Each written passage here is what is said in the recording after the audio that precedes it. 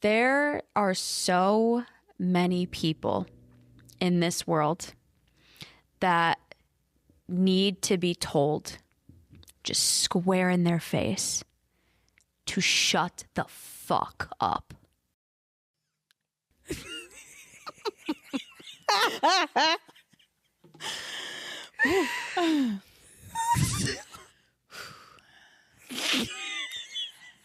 If you're not drawing a line in the sand for disrespectful treatment towards you, who in the hell will?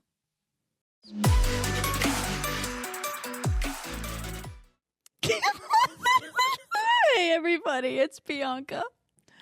Welcome back, Evolvers. It's Emilia. Bianca and I are dying at how intense this episode is going to be, and also how this will, get that quote unquote rated explicit, because this one is something that is near and dear to she and I's hearts that we very rarely kind of pop off on. So not on a public forum. Well, we do this behind the scenes all the time. Just not on a public forum. It's definitely not a conversation for the faint-hearted. So with that being said, I'm going to put a little disclaimer here. Bianca and I, as everyone who has been listening to this episode or to this beautiful podcast, we're so grateful for our Evolve community. And we want to just make sure that we share that we're humans too. And so as much as we might share the polished professional, it's also really important for the Evolve community to recognize that there are times where we just want to pop off on certain topics, and that we want to make sure that this is a space where in us doing so, it can also help you pop off, because there might be something, an emotion that's maybe stuck in that you've been taught to suppress, or this might be a narrative that you've had and had to sweep underneath the rug because the people around you don't know how to hold that space for you. So this episode is for anyone who has ever had anyone come into their life, been disrespectful in any regard, that you just wanted to tell them to fuck right off. And this episode is for you to have a safe space, to be in that conversation, and to know how and when you need to draw that line so that you can walk away with a self-respect that you've always wanted to have, but yet someone at some point in your life has forced you into a narrative that you can't say those words, you can't say some maybe more professional version of that, and you are not able to be the one that draws that line in the sand. So let me share, and I'll open with an example that happened. It was a couple of weeks ago now, B. I remember when this happened, I literally got home just in my feels, and I was like, we got to talk about this. We have to talk about this, because if this girl had this episode just before she was in this situation, she would actually get herself in a kick-ass workout. So B, Alan and I go to the gym, and, we're regulars. We go pretty much every single day or every other day. So this gym, we know pretty much the people in it. We don't talk to people, but we're very serious. We go in, we get, the iron in, and we leave. We're like SEAL team, in and out. Let's go. Very tight. Keep it tight. Keep it just, yeah. Anyways, with that being said, we walk in, and I forgot what day it was, but in terms of push-pull legs, but I walk in, and by the way, because we're the most intense human beings in this gym, and we really take our strength training very seriously, people know us, right? So when we come in, it's kind of either two things happen. People part the seas, like Moses parting the seas, and they just stay far away from us because we're very intimidating and we don't mess around. Or, and I know you know what this feels like, or they just come right next to us so that they can observe and literally just be like, what are these humans? And so we have fanboys in the gym for sure that are obsessed with Alan, and every single time they want to come in and give him a handshake. We have fangirls that hate me that want to come around and just watch me, but will never actually give me the wow, you're badass and I wish I was you. But I know. And then there's people that randomly pop in the gym that I've never seen before, because it's one of those gyms where you can do that, right? It's a franchise. So we walk in the gym, we're ready to get after it. We start getting after, it must have been a push day or whatever. And there's this new chick that's in the gym, and she is new because I've never seen her before. So obviously my brain just picks up on anomalies. Just so happens to be a chick, a new human is in the gym. But it doesn't seem like she's new because of the fact of what happened. So I'm getting after it. And this just so happened to be a chick that was in a sports bra that was really showing her boobs and really wanting attention for it in the way in which she was acting. She had a full-blown hair down, perfectly coiffed, beautiful, beautiful hair. And it was kind of one of those chicks where like she really wants to look better than she does actually want to get in an exercise, which again, this is not about shaming anyone in the gym. You do you. But as someone who is a professional in this arena, as an athlete, it is annoying when you're on a bench that someone actually who's here to go to work rather than to like just get a cute little gym pic does get pissed off. So, but that wasn't the case at all. And that's not why I'm telling the story. But I kind of put two and two together. I'm like, okay, so she's in here. I'm encouraging her, like, go get after yours. Do your thing, girl. Like, let's go. I love seeing women in the gym. Genuinely, it gets me so happy because women need to be in the gym. We all need to exercise, and I just know that that's better. So whether she picks up a 5 dumbbell or a 5-pound dumbbell or is just, you know, going on the treadmill, I'm celebrating her. Seriously and genuinely. But it was this that happened. That is why this episode is here. Because she was sitting right in front of the whole full-length mirror of the gym. And like kind of doing this like peacocking in a way that it was noticeable. Like it was like, you're not here to actually work out. And I just so happened to notice because of the way in which I was trying to go get the dumbbells that were on the rack that she was like right up against. And so, okay, I'm like, okay, let's just make sure that you stay over there, please, honey. Just go over there in that corner, do your thing. Please don't fucking get in my way because I will have to deal with that. And trust me, you don't want to have to deal with me when I'm in the gym.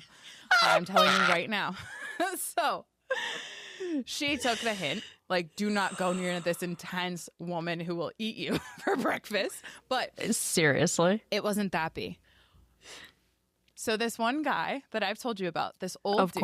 Of course. Who, again, go you old dude, get in the gym, you get after it. I'm celebrating you. Let's go. I'm all for my old dudes in the gym. And honestly, love the old dudes that are in our gym. They're great. They stay out of our way. And that's why they're great. So this dude comes in. And all of a sudden, I see, because again, I was on my way getting the dumbbells. I see him go up to her and they start talking. He like literally like hugs her and like squeezes her, and it was like icky. It was like, okay, that wasn't cool. Like energetically I could sense like she was a little uncomfortable. And in that moment I could kind of like see like a past version of myself. I was like, this girl like is nothing in comparison to what I was when I was her age. She was probably like 18 maybe. But I remember being in the gym at that age and getting that vibe. And I wasn't in a sports bra and had my full hair down, everything. Like I was an athlete getting after it since day one. But I do remember being in the gym and getting that type of attention and these men coming over and wanting to give me hugs, or these chicks coming over and wanting to talk, and people who just wanted to be around me because of how I looked. And I was like the only athletic one in the gym. She wasn't super athletic, but like she was looking great. She was doing her thing. She was also half naked. That said, this old guy holds her for a little too long, and you can see her trying to like move away, and he's still hugging her. And then he proceeds to stand there and talk to her. I shit you not. We have 45 minutes on the clock. We're in and out. And I like logged that this is a new human. Okay, I see kind of what's happening. And as a woman who has experienced really uncomfortable situations, covert sexualization, and really not okay behavior from men unsolicited, I have a hypervigilance of when a woman's feeling uncomfortable, and it's because of how a man is acting. And he proceeds to talk to her for the entire 45 minutes, to where this girl didn't get a single workout in, and to where when we were leaving, this guy's like flirting with her, and he's like 80 years old. He's like in his 80s. Exactly. And so like the episode that I want to have on this is this dude also, this young man. I told you that I have an update for you. This man also, whenever I'm in the gym, he comes over and just like is in the like unconscious, walks right over to where Alan and I are at, tries to, like, if I'm doing like squats, try to park himself right behind me and pretend like he's working out, but just wants to stare at my ass the whole time. And like, just so happen, he like encroaches upon our space. And today, this morning, we were doing the single-handed dumbbell squat and overhead press. And so we're doing it. So there's like a squat involved, right? And there's like one of those crunch machines that are right behind where Alan and I had set up. And we're going back and forth from that to incline machine press. He went and sat right behind when Alan was doing, and they got into a whole confrontation about it. It was great, to where Alan's like, you got a problem, bud? Like, you keep coming around. Like, you got a problem with me? And I was so happy because I was about to go in and draw that freaking line, because I had shared with him, babe, that guy, like, I just can't. Every single time he comes over, and it's like, okay, once, cool. Twice, I'm watching you. But 3 times is enough. And we're going to draw that line, because obviously you don't have either gym etiquette, you're being driven by your unconscious triggers, and me trigger you, and you're now let's get in their way so that we have some sort of interaction. And so he was being super disrespectful, and Alan called him out on it, because obviously once Alan was done, I was going to be there. So he was positioning himself to look at my ass for that overhead press. And so I was like, okay, this is the day we're going to tell him to fuck off. And I'm like, make my day, old man. Let's go. So this episode isn't just for us. It's for everyone who's ever had someone operate in a way that, even if it's unconscious, was disrespectful and or made you feel uncomfortable because of their icky intentions or their unconscious mode of operation that is just hijacking them, or their limbic system just parking it wherever they want because they feel like it. And that level of entitlement, how do you step to, and how and when do you tell that person to fuck off? And I'm going to share what Alan had said. He said this morning, which was great because then I didn't have to do it. But between that girl and like seeing that old version of myself, I wish I had been told what we're going to talk about in this episode. Alan pulled out his earphone and he said, I think that was pretty disrespectful what you just did. Like, don't you think that was disrespectful? Like, I was literally in the middle of a set, which, by the way, Alan's doing like 60s. So if he gets thrown off, like, that's like an actual risk. If he dropped that on that old man, like, that's a risk. So it's not just about the dynamics there. It's also about safety. And that's what we care about: psychological, physical safety. And this guy was like, well, I don't think so. Like, you weren't using this, and started to like do this whole shebang. Alan's like, I wouldn't expect the disrespect coming from such an older man. Like, you've been around the block. You kind of know what's disrespectful and what's not. The guy left the gym. And then he came back. I heard from Alan this morning while we were coming home. He came back and shook Alan's hand and said, you know what, I was being disrespectful and I'm sorry. It's like, yes, whoa, let's go. Yeah, so this old man, right, ate some humble pie, which I'm grateful for. But you know what? It's about the line. It's about the freaking line. That pisses me the fuck off, because if you were to have said anything to him, you would have been a bitch and it would have been problematic. But because a man went up to him and said something, oh, I'm going to come shake your hand. Go fuck yourself, you fucking disgusting pig.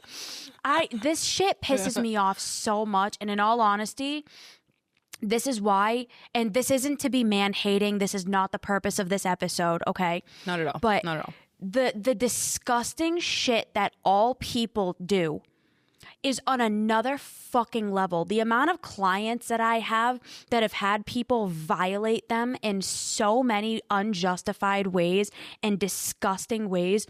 You and I both have dealt with it. I had an old man at the gym fucking kiss me on the forehead once, and I was too naive and too dumb to fucking say anything. And he tried pulling that shit with me again when I went back to the gym that I go to now. He tried putting his hand on my back, and I looked up at him and I was like, do not touch me. Good for you. And he goes, oh, I was just trying to get your attention. And I was like, do not put your hands on me. Yeah. And he hasn't talked to me since. Of course. People will try to get anything and everything that they can from you, especially if you're a girl, especially if you're a pretty girl, and they can tell you're insecure and that you're not going to say anything. And this is why a lot of women and a lot of people in general, okay? But this is why a lot of people end up being screwed. Because there are people with disgusting energy and disgusting intentions who are going to do whatever the hell they want and try to get away with it, because everyone's like, oh, they're harmless. Oh, they're innocent. They're not going to do anything. Yes, they will. The fact that they're encroaching on your energy is something. Yes. Just because they didn't violate you in a more aggressive way doesn't mean that that is not a boundary violation. But we are taught from a very young age to ignore those boundary violations. Yeah. From a very young age. One of my clients was at her girlfriend's family gathering. Her girlfriend's grandfather hugged her and groped her ass, and the entire family saw it. And you know what her girlfriend did? She tried to justify what the grandfather did. Oh, well, I don't know if he did that, and I don't know if that's really what happened. Knowing my client is a trauma survivor. 30 plus years of physical, sexual, and emotional abuse. She was gang raped. She had all this horrific shit happen to her. And because you're a fucking coward, you're not going to say anything. Fuck you. Yeah. The amount of, and again, we're professionals, right? We're therapists. So we're not telling you to go tell everyone to go fuck themselves. But like, we need to have a conversation about this. This isn't okay. If you give people the opportunity, they will overstep. Because people are going to do whatever the fuck they can and whatever they can get away with. And it's disgusting and it's despicable and it's not okay. And as someone who has had this happen multiple times, I finally womaned up and grew a backbone because I stopped being afraid of what they would think about me. And I became more concerned with how do I feel and do I feel safe? Damn right. Damn right, B. Hey everybody, I just want to take a minute to talk about my experience with the Evolve Venture Society. They are a wonderful group of people who allow you to communicate in an open and honest way, and they're very supportive and full of positive energy. You can ask anyone for help. You can talk to anyone and ask for questions, and they're very supportive, and all they do is just help you to become the best version of yourself. And if anything, all I want to do is just learn more from this amazing group of people, and I think that they will help anybody who needs it, and that's the best thing that anybody can ask for. I have another micro story that I want to share with you, and I'm so grateful that you're coming with that, B. There was a family party at one time, and I had a family member who literally tied up this kid who was, by the way, like 7 years old, and they were like, quote unquote, being overly reactive. And this person went into the drawer and got rope and tied the kid's hands behind his back and made it like a joking game. And I saw that and I was like, that is not okay. And confronted it in the moment, and then also had a conversation, which, by the way, this is an adult I'm talking about. And this adult proceeded to tell me that you're too sensitive. It was just a joke. Of course. It was absolutely nothing. You're making a big deal about it. And here's the thing, to your point of what you just said, it starts very small. And if we don't say something when it's small, what are the chances that you're going to all of a sudden become this giant monster and say something that is actually very brave and courageous when it is actually really, really scary? That 7-year-old, I saw in his face that his eyes said, someone help me. This doesn't feel safe. This doesn't feel okay. And sure, it might have been playful, but what are the implications and what are you teaching that child? Where man thinks it's okay because he's crying to tie your hands behind your back and then call it a joke and then gaslight you for crying and for feeling uncomfortable. Like, how many ways twisted can that be? So to the point, be like, this people will disgusting and despicable people who do have malintentions, who do not know how to respect other people. They will test where your boundaries are, and it will be very small and seemingly insignificant. And it's at that very point they're seeing whether or not you say something or whether you succumb to silence. And that is, your silence is their green light to continue and to make it even worse. This is why trauma victims end up being re-traumatized over and over again, because they, more often than not, they were taught from a young age to ignore red flags. Yeah. Oh, yeah. It's just Uncle Jimmy. Oh, it's just Aunt Sally. They're not doing anything to you. No, go give them a hug. It's okay. It's just a game. Oh, they're just kids. Boys will be boys. Go fuck yourself. How about grow up?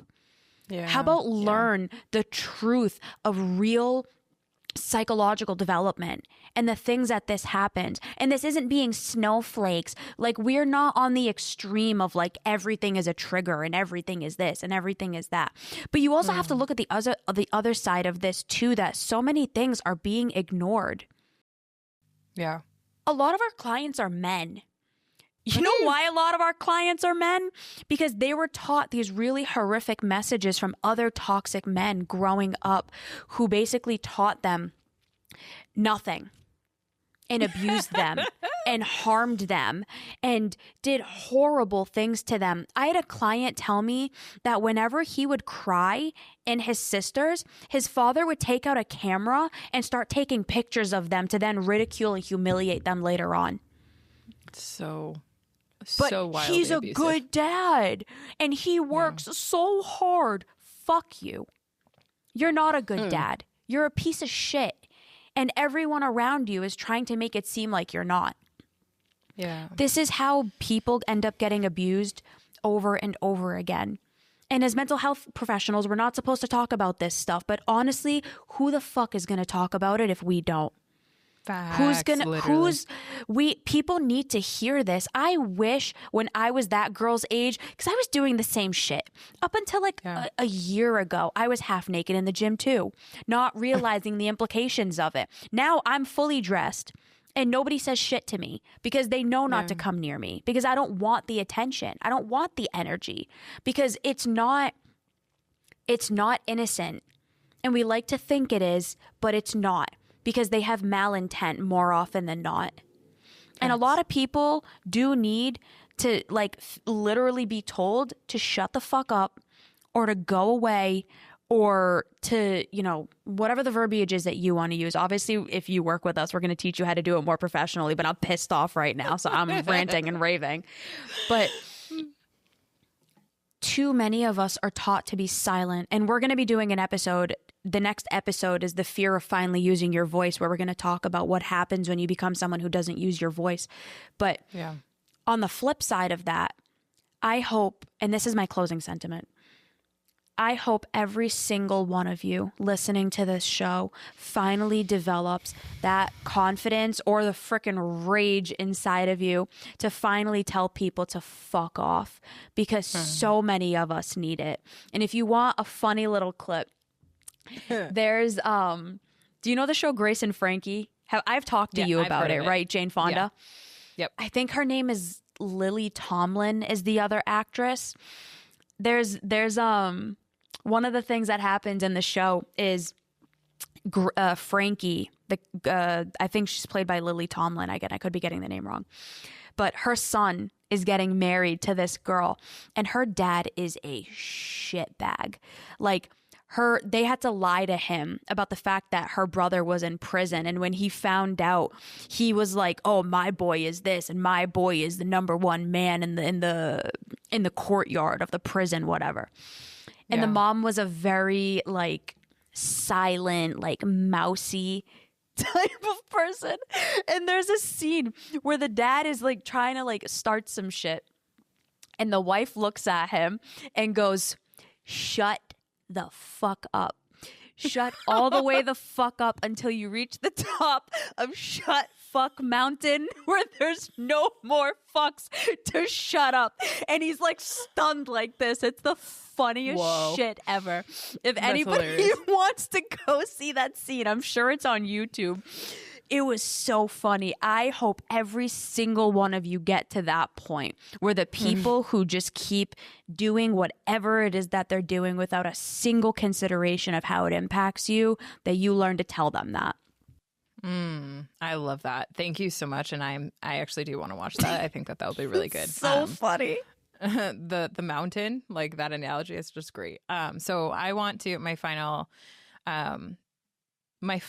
sentiment is going to be 5 different ways to say fuck off. And before I share that, it is to that girl. And I like literally in the moment, I was like, do I go and take on the responsibility of this girl and tell her that in real time, she's abandoning her own body by literally having the cues of I'm uncomfortable, I need to tell this guy and shut this conversation down, because it was obvious. Like, it was very obvious to someone that's a bystander and watching. But like in real time, she's literally disassociating from her body, and she's abandoning the cues that her body's signaling. This is uncomfortable. I want to shut this conversation down. I want to move forward with my life, take my cute pictures and leave, like, or get in a workout. Like, I could see that happening in real time. And the fact that she wasn't taking that cue and that signal and saying something about it, AKA how to draw the line in the sand and say something about it, that was disrespectful behavior that old man had, to where he didn't understand the body cues that you were obviously signaling of, dude, shut the fuck up and can you move on with your life and let me work out. So number one, I want to make sure that I share to that woman, to that whoever needs this, it is your responsibility to listen to your body cues. And when your body cues are saying, this is not right, we need to leave, we need to shut this conversation down, this person needs to fuck off, you honor that. Because we will all have that gut reaction that says this person needs to fuck off. And more often than not, we silence ourselves. So here's 5 ways to tell people to fuck off if you don't want to use that verbiage. Okay. So number 1, I'm protecting my peace, so I'm choosing not to engage. This is what I call the high road Zen energy. Okay. Where you just politely, sophisticatedly say, I'm not choosing, or I'm not going to engage in this. The elegant exit, which is far more like diplomatic in nature. This is going to be, I don't think that this is a good use of you and I's time or our time, and let's just leave this conversation here. Or to that gym dude, like, I honestly don't think that this is a great use of my time. We're here for a gym. Let's leave this conversation here. I'm going to go pick up the weights, right? The direct hit. This is far more like to the throat, no nonsense approach. When someone's saying something or they're moving towards you, they're starting to cross that boundary, and you're like, I noticed the lines here and I'm here to protect it. You say, I'm going to stop you right there. This conversation is over. I'm not interested in engaging right now. You can even say cute and polite, thanks, but no thanks, but you do not need to. Okay. Number 4, which is the sarcastic dagger. So this is when you're like in a playful energy, but yet you want to pierce right through to the BS that's behind someone's facade of them trying to be nicey so that they can disrespect and slip past your radar. Wow, you've really outdone yourself. That must have taken all of your brain cells. Whoa. All right. And then last one, this is like, add the icy smile to it. I want you to think about, I'm not really all for passive aggressiveness, but I do think that it does serve. And if you want to be a passive aggressive pro in the moment that helps you honor your body signals, I do need to say I'm for it. So this is my personal favorite. And it has a soft spot and rent-free in my heart, which is, thank you so much for your opinion. I'll be sure to file it where it belongs. And then you walk the fuck away. Okay, so 5 ways to tell people to fuck right off. And obviously that one that some people just really need to say is go fuck yourself or fuck off. And like that, je ne sais quoi or whatever. Sometimes we just need that verbiage. And yes, if you have been put underneath a rock because your parents think that is way too shameful to say, that is a them problem. That is not a you problem. You are responsible for honoring your body's cues and signals when you're uncomfortable, when someone is disrespecting you, and when someone is starting to cross your boundaries. It is entirely a safety precaution for you to tell them to fuck right off. So I say that out of love. I say that out of safety. And we're going to bring it all the way back down to a episode suggestion, which is 381, how to stop enabling abuse. Abuse happens very small when we do not call out these yellow flags, these orange flags. They're sneaky little boundary encroachments. And when we don't apply the fuck off rule, which honestly, I think like this is a really good book, just book title, fuck off, right? Like all the ways you can tell people to go get screwed. Yeah, abuse, it's abuse, it's boundary violations, it's disrespect, it's unconscious little psychological daggers that people throw at you. And I'm so sick of hearing people gaslight themselves because they're afraid to say something that might hurt someone else's feelings. But that's them abandoning how they are actually feeling about things. And the gut is signaling you to get away from this person, to not have this conversation with this person. Let's honor that. So I'm grateful, B, for this episode. And I definitely needed it when I was younger. This girl at the gym, I hope she listens to it. If she doesn't, hopefully someone who needs it deeply and desperately can use this and apply it and say, yeah, got it at Evolve. Tell them my therapist and or my coach or mentor told me to tell you to fuck off. That's my closing sentiment. Say my therapists, Emilia and Bianca, told me to tell you to fuck off. I don't know if I'm embarrassed or proud of this episode. A little bit of both. A little bit of both. Oh, Whatever. People need to hear it. Yeah. My episode suggestion is $3.97. Every people pleaser needs to know this. I am also going to suggest that you stay tuned in for the episode that we are going to be diving into the next episode, which is going to come out on the 9th, which we're going to talk about why people have such a hard time doing this. It's not because, you're a bad person. There's deeper things going on that is making it hard for you to actually use your voice. So we're going to dive into that in the next episode. If you need help doing this, please do not hesitate to reach out. Emilia and I have worked one-on-one with thousands of people at this point. We've helped so many men, women, all people of all genders learn how to feel empowered in their voice and in who they are, and feel the confidence and the sense of safety and security to use their voice and to tell people to shove it. So that could be you. This was fun. And we'll see you next time. Bye, everybody. Bye, everyone.